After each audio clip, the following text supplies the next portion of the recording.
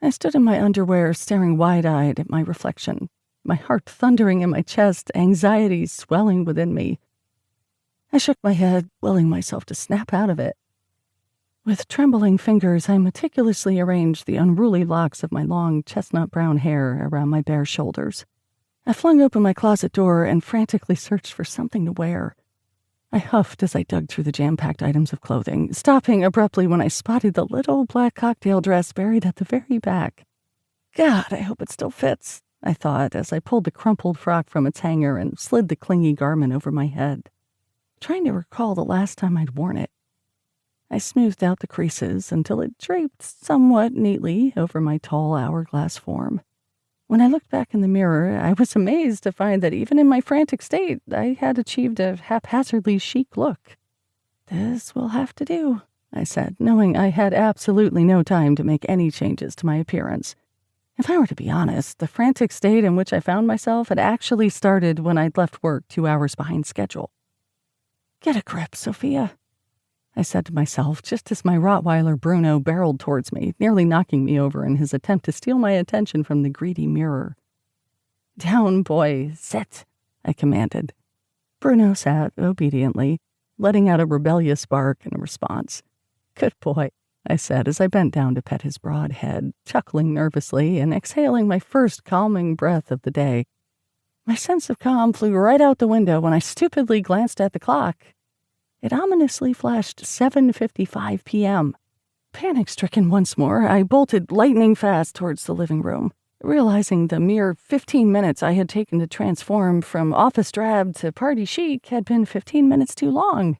Unless I were to develop superpowers and could turn back time, I was destined to be substantially later than fashionably late to Brad's ill-timed farewell celebration. I galloped through my apartment like a thoroughbred with the finish line in its sights. After grabbing a pair of shoes from the hall, I fished my belongings out of my work bag, then stuffed what I could into my tiny black clutch. By now, perhaps you may be wondering what all the fuss was about, but you will soon see. Unbeknownst even to myself at the time, the fuss was about to become clear and well worth our while, on so many levels. The initial fuss had ultimately started when Brad Lawrence, the host and honoree of the evening's festivities, decided on a whim to hold his own farewell party that particular Thursday, January 31st at 7 p.m. You see, normally that would have been no big deal, but that Thursday just so happened to collide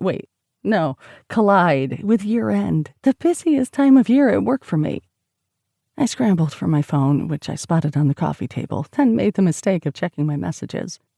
That was when I saw them, the gazillion unread texts. Heat rushed to my face as I read. Where are you? We are all waiting for you. Stop trying to make a grand entrance and get over here. Those were only a few of the texts from my so-called friends who had obviously noticed I wasn't at Brad's yet. On my way, I typed before slipping the phone in my bag. I resumed my last-minute tasks, such as attempting to fill Bruno's water bowl, which of course overflowed all over the floor. For fuck's sake, why can't you just leave it? I yelped to myself even as I grabbed a wad of paper towels from the kitchen.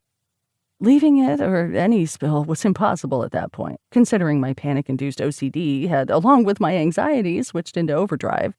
Not surprisingly, my thoughts swung like pendulums, ranging from urges to strangle Brad, to sadness that one of my closest friends was moving across the country. Brad and I had become instant friends when we'd met 5 years earlier, when Quinn Donovan, a mutual friend of my then-boyfriend, Jack Reynolds, introduced us. I shuddered at the thought of running into Jack along with his new wife, a former stripper, at the party.